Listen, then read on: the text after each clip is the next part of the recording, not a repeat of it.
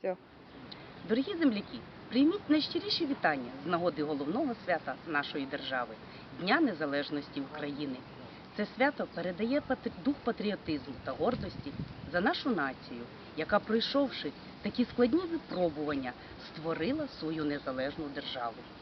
Дорогі земляки, від усієї душі зичу вам і вашим родинам міцного здоров'я, добробуту, життєвої наснаги, впевненості у ваших силах і нових звершеннях на благо України.